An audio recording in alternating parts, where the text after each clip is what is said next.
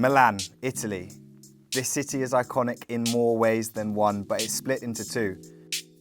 Fikayo Tomori was 23 when he left London, but over the last 4 years he's made himself at home in the San Siro. I went to catch up with him about coffee, fashion and how he's adapted to life with the Rossoneri. Fikayo, good to see you. What's going on? You all good? I'm good. Good to see you. It's good for me to be in Milan. It's your new home city. Nice to be here. How's it feeling? Yeah, it feels good. Yeah. Obviously the weather's not the greatest today, but yeah, it's nice to be here. Thought it'd be a good excuse to check in, see how you're getting on, and I know we're in your local neighbourhood, so I thought let's take a little walk around the city. Let's do it.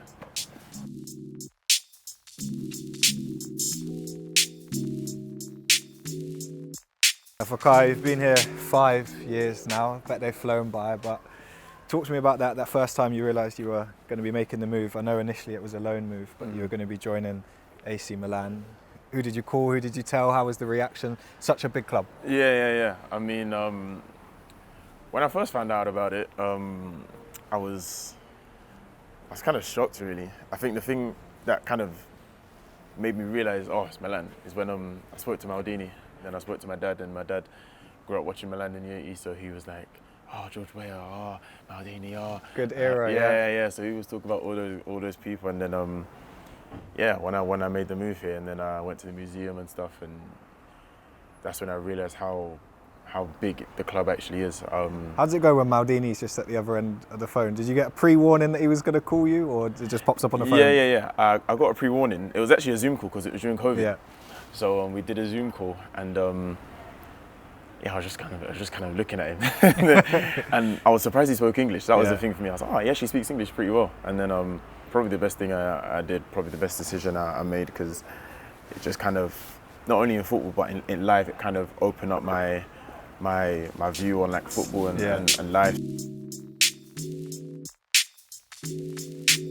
Well, look, Milan, it's obviously the fashion capital of the world. We've got, bro, you're wearing Rolex now. We've been here 5 years. The Rolex are out, keeping the neck nice and good. But the fashion, obviously, is famous for it. Yeah. Is it inspiring a bit of a mature Fikayo I'm seeing now? Yeah. I mean, I'm getting old now, so I can't be wearing hoodies every day. But yeah. I mean, I've been to the fashion weeks, and I've seen, how they just like to look good here. They just like to look good, even in their daily lives. They like to make sure their hair's nice, make sure their clothes are nice. And when you go to a dinner or you go to an event or whatever, the same event in England, people dress different. So here they take pride in how they look, and being here you just kind of pick it up. I try to do my bit every now and then, not all the time, but I've tried to change up my style just a little bit. Now I've heard you've become a bit of a coffee fan. Someone was telling me that since moving, that obviously Italian coffee is the best, but you like it, you're a coffee guy now?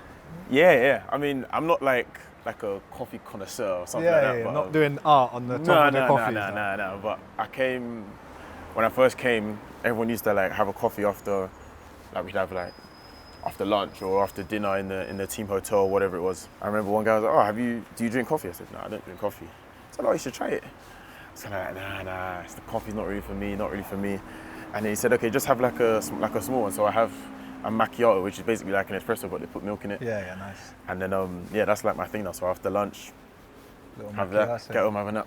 You're basically Milanese now. You got the drip, you got the coffee order. International moves are difficult at the best of time, but you mentioned there you joined the club during COVID. How did that affect the way that you settled into moving country, moving league, a whole new environment, and you've got COVID and quarantine and that mad period to deal with as well? Yeah, obviously it was a strange period for everyone. But to be honest, I think it kind of helped me because I could just stay at home. Yeah. I just stayed at home, and I was totally focused on being here, and I picked up the language quicker because of it. I was studying my games, and it was just like a focus period for me.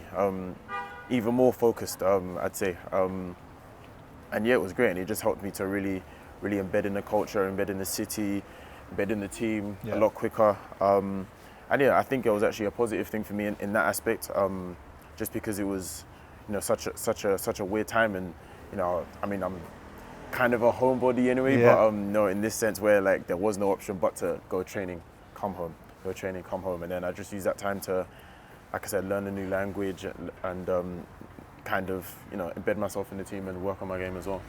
On the language, we saw so quickly, I think it was like 6 months in, you did an interview and the Italian was pretty much fluent. I wouldn't say fluent. No, but it was good. To me, I don't have the trained ear, I'm not sure. But to me, it sounded good. Yeah, it was good. I mean, I could understand it pretty quickly because when I got here, you know, different to now. You know, the manager speaks English now, but when I first got here, the manager didn't really speak English. A lot of the players didn't speak English, and I just kind of had to learn. So, you know, being on the pitch, had to learn how to communicate. Being in the changing room, in the dressing room, learning how to communicate, that was important. And then it's just kind of autonomous in my head where I can just kind of, I'm like playing translator now for other people. So yes, it was something I always wanted to do as well, learn a new language, and then you know, having the opportunity to move here, there's no better opportunities.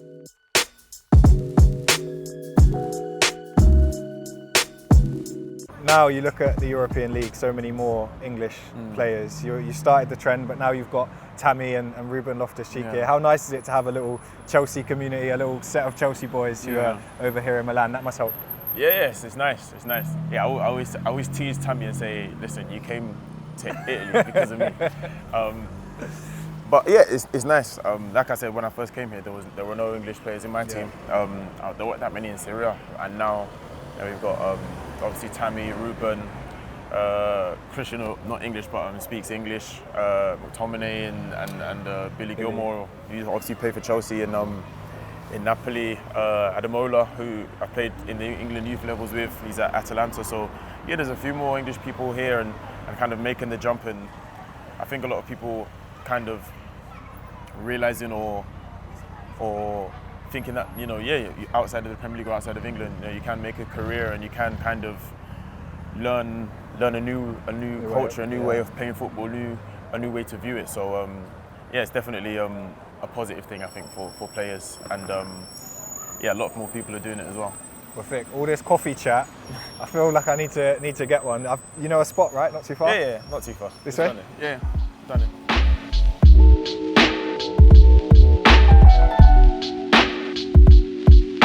Oh, look. Ciao. Cosa volete ordinare? I don't know what that means. She said, what do you want to eat? What do you want to order? Hey, I'm in your city, so I'm following your recommendations. I'd say, if you're a coffee guy, get macchiato. Macchiato? Macchiato. Espresso macchiato, okay? And any little, I saw some good sweet goods on the way in. Maybe a cannoli or something, maybe. Cannoli? Some cannoli? Ok. I feel like I needed that in Italian. Well, possiamo avere due macchiato e un cannoli, per favore. Perfetto. Arrivo subito. Grazie. Grazie. You got the accent on Smash? The more you speak it, it just kind of, I feel like it doesn't make sense unless you use the accent. So when I first came, I encouraged people to speak to me in Italian. So that even in a restaurant, I'd try and respond in Italian. Yeah. Look, Fikayo, so many different parts of your career, obviously from Chelsea at the age of 8. So I thought a good way to look through them, because I know when you're playing so many games, you forget stuff. Yeah. So it's like, here's one I prepared earlier. It's like basically just some of the standout moments, I think, from your career. Nice. Now, this one I think will confuse people. You're in a Canada shirt, obviously born in Calgary. Yeah. I've heard this game he got absolutely no change from you. Is that true?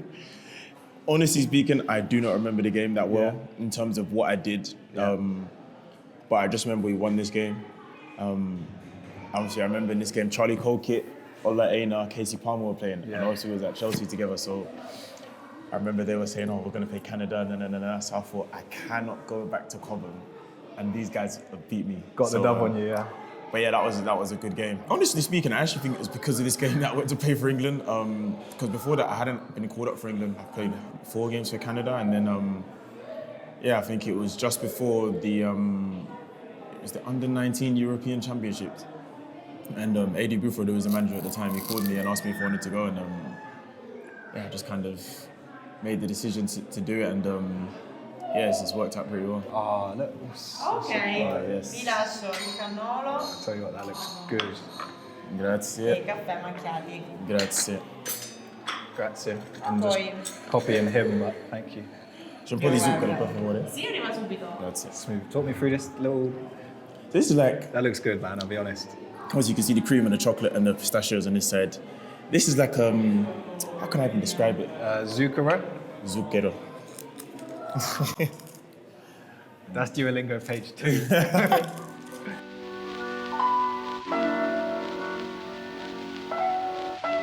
Cobham Academy has produced so many players in recent years. What do you think it is about that place that just churns out professionals and churns out top quality players? When I was there, it was the want to be or to achieve what the people like before us had achieved. I can't remember the first year they won the Youth Cup, but then the next year they won the Youth Cup. And then it was our turn, and it was like, okay, we have to win it. And then the next year it was our turn again. It's like, we have to win it again. And it was just that constant motivation and that constant kind of not wanting to let the time, not let the side down, let the club down. And like I said, everyone had that motivation to play on ITV, to play in the stadiums and to win the Youth Cup. And at this point, it was like the first taste of silverware and the first taste where you could really kind of develop that winning mentality. This one here, family obviously so close now.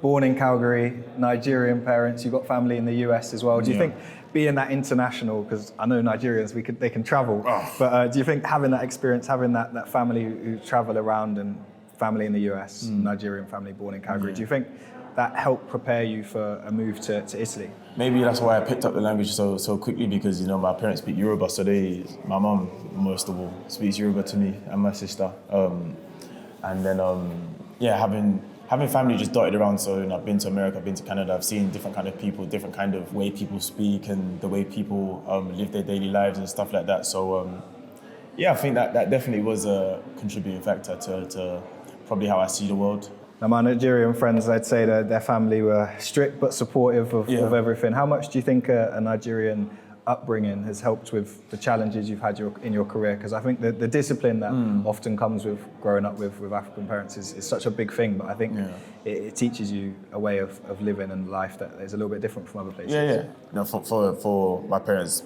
I'd say they understood that I could play football well, but especially my dad, because my dad's very logical and he's like an accountant, and he's like, your education you're going to have forever, you're not going to play football forever. So, he pushed me, but he didn't kind of make my life seem that football is the be-all and end-all. Is your dad your accountant? Yeah. Really? That's nice. He sees what I spend my money on. Keep it in the family, does he? Like, I saw you went to this place and done this. I'm like, yeah. He's like, okay, just check it. Well, look, we mentioned it earlier, but international victory, champions at under 20.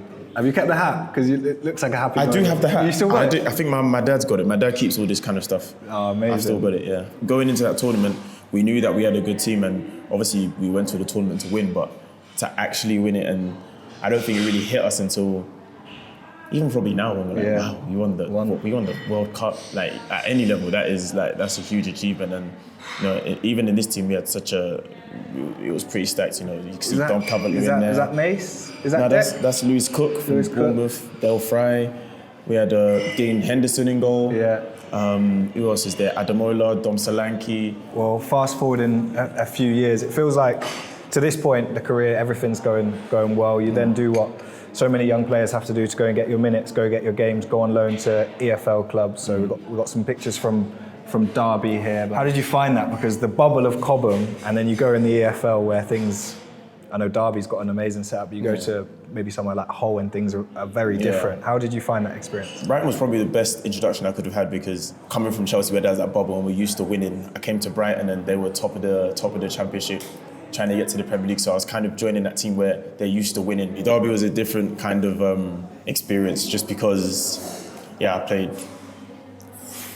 55 games this season or something like that. So that was the first full season where I was playing pretty much more or less every game. And I remember we beat United that year in the cup. We went to Stamford Bridge in that year and made the playoff final actually. So that was probably one of the best years I had, and the most successful year I had for sure.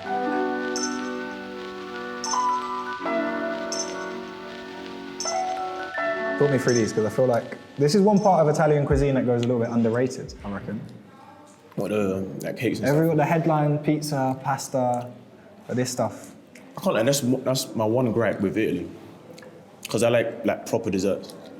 Like Like what we saying? Apple crumble, cookie dough, sticky toffee. sticky toffee, Sticky toffee's top one. all of that stuff. I reckon. And they don't do it here. Yeah, that's tough. That's the only thing. This Tiramisu, is like though? Tiramisu is good, but it only takes me so far, do you know what I mean? Yeah, like one pudding, like last pudding of all time. Have you ever had a jam roly-poly? Of course, bro. 90s, baby. Jam, Of course I've had a jam roly-poly. jam roly-poly. Oh, jam roly-poly with custard. 100% that's my go-to. Can I put you on something? Yeah. You know Jamaican ginger cake? Yeah. That cheap tinned custard. Yeah, ambrosia. Yeah, on the Jamaican ginger cake, elite. Yeah? Whole thing in a spoon, ready to go. Yeah? Next time I come, I need an update on that situation. A ginger cake with custard? Jamaican ginger cake, With custard? custard, elite. When I was a kid, if I had like £3 to go to the shop with, that's what I'm getting. Yeah? Jamaican ginger cake, custard, done. I'm gonna try it. I'm gonna try it.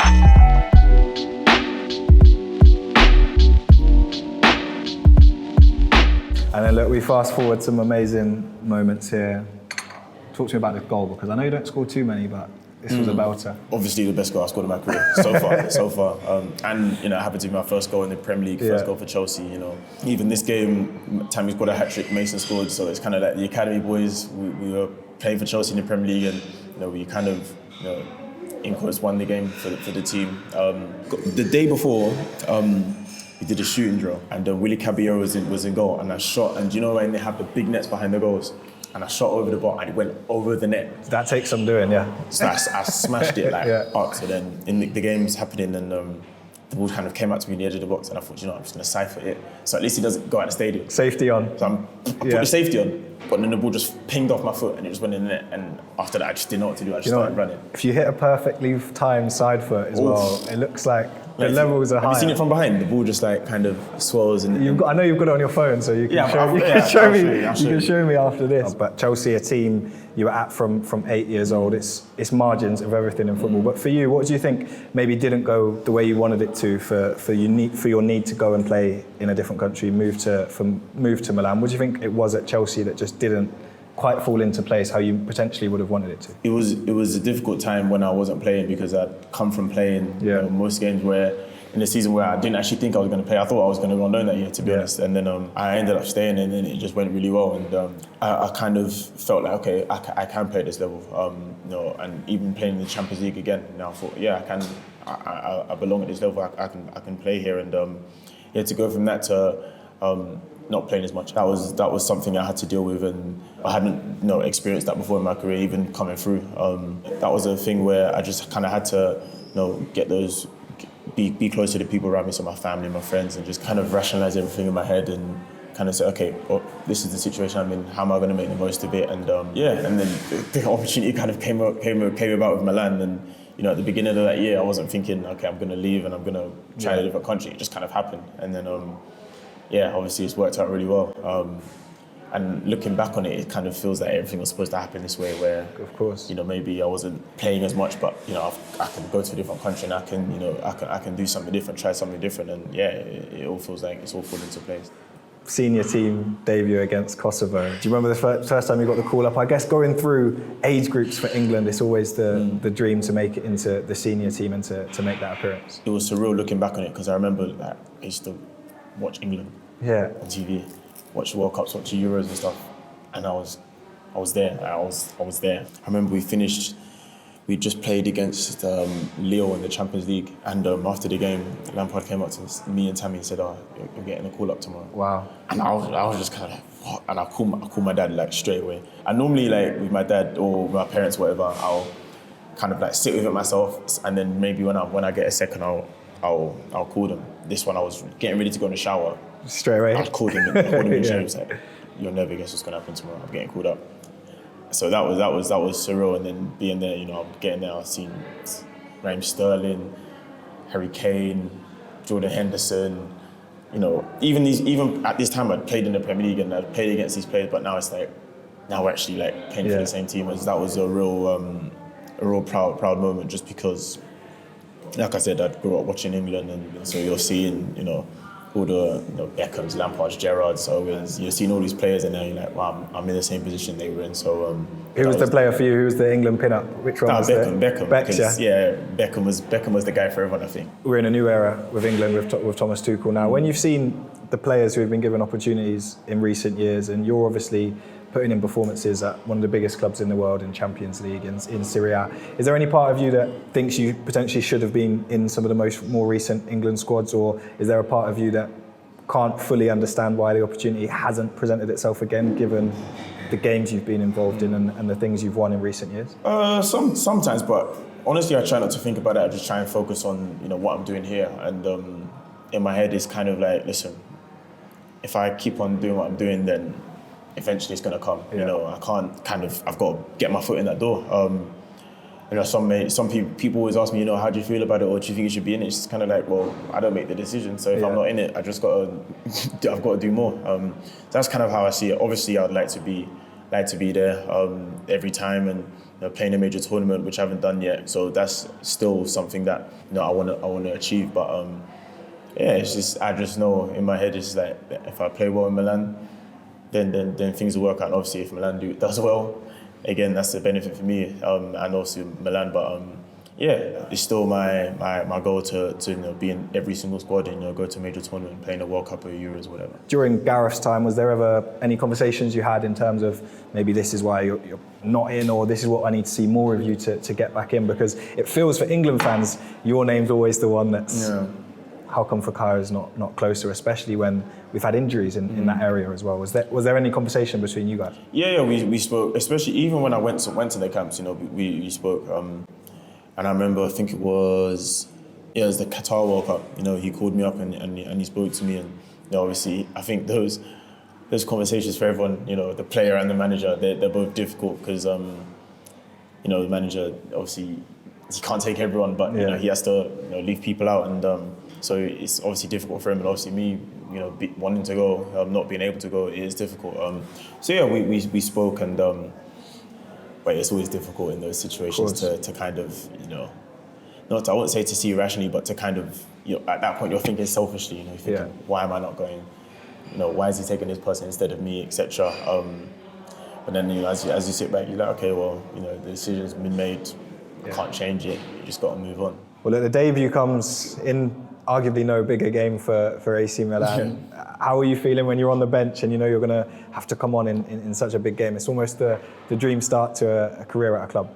Yeah, I was really nervous and just being on the bench. And then I think it was Simon Kier, he got injured after like 20 minutes. And at this point, I still don't speak Italian. I'm still kind of getting used to the team and stuff like that. Manager calls me, Vic. And I wasn't even like warming up. I was like sitting down. Yeah. I was like, Vic, let's go. Oh, taking off my jacket, taking off everything, and I'm just kind of like, okay, just gotta keep it simple, whatever. The game just went so fast. That's what I remember. It just went so quickly. A guy I've got to talk about because he's one of my all-time favourites. Big Zlatan. Yeah. How was he to have in the changing room? I think what I can say about Zlatan is what you see or what you see in the media. It is. Even he might not show it every day in training, but it is him. It's him, yeah. Yeah, it's not an act. Yeah, it's him. And what I realise is I know why he is like that and why he's played for the clubs he's played for and why he was the player he was, because he is the most demanding person I've ever come across in life. Yeah, he is. Everything had to be perfect. He's like, if you want me to shoot, pass it to my feet, let me, so I can get it, so I don't have to reach or cross it to my head or what. He was that demanding. Even in training, you always hear him. Bobbly one in and it's a death stare, or he just is letting it go over. Sure. And obviously, when I first came to Milan, it was COVID, so there was no one in the stadium. Yeah. So you could hear him all the time, and he was always speaking. But top professional, top player. No, I've never heard anyone strike a ball like he struck a ball. Really? Oh, he would just make like a poof. Like it wasn't like a ball; it was like a stone. Now, this last photo is my favourite photo. It delivered success. The first time the club had their hands on that trophy for over 10 years. Talk me through the day. Were you surprised even how much it meant to the city of Milan and to the fans? Got to the last home game of the season. We played against Atalanta, and we won 2-0. My friends came from London because we could have won the league that day. So like, listen, if you can win the league, we are going to be there. Yeah. But then Inter won later on that night. But anyway, we were at a restaurant and people like coming up to me like, guys, you're so close, like we can do one more game, one more game. So from then I started feeling, okay, it's starting Need to get it done. And then went to Sassuolo, and I remember the week leading up, people were saying like Milan fans had crashed the Sassuolo website. Trying to get tickets. So like we got to the stadium and the stadium's like 4 stands. This stand was Sassuolo fans. The rest of it was Milan. Like it was crazy. And then my friends flew back to London and then flew back again for that game because we're not missing it. You managed to get them in? Yeah. But I remember, so I got them in because my parents didn't want to come because they were too scared. So they watched it. They didn't even watch the game. They were at home in my house, but they didn't even watch the game. They just waited till after, and then everyone's like, okay, they won. They can breathe. Relax. Yeah, and then after the game, all the fans just ran on the pitch, and I remember there was one fan he just grabbed me. He was like, "Thank you so much." Oh, amazing. Like, it was you could just see how much it meant to the fans and stuff like that. Like people were crying, and yeah, it was mad. And then after that, we had the parade the next day, and like in the Duomo, normally where there's tourists and that, it was just filled with Milan fans. That was for sure the best 2 days I've had. I love this photo. Kind of, it's giving like Michael Jordan Chicago Bulls kind of vibe. Just need to get a cigar on. The Italians would like that. They look ready to go. I like it. Mike Mignon, he hadn't given me one yet at this point in time. Did he have a box? Yeah, had a box. Yeah, he had like 3. Boxes of cigars? He was ready. Ready to go? He was ready. Smoked all himself? Yeah. On the parade the next day as well. If you go on his Instagram, you'll see him. But, I'll tell you what, if you win a league, have as much cigars as you want. Exactly. Yeah. Well, Vic, I've loved going through your journey, your career. I know you've not done this, but it's some special moments, and I'm sure this book will be filled with more special moments in the years to come. I guess just reflecting back on, let's say, 18, 19-year-old Vic, what would you say to that young man there, given everything that you've gone on to achieve and do? Don't worry, it's gonna go right. You got this? Yeah. Because obviously at this age you're so young, and some people playing in the Premier League at this age, you're like, what's happening to me? Yeah. So say don't panic, don't worry, like you're gonna do all right. I appreciate it. Thank you. Can get stuck into that now, can't we? It's ready to go.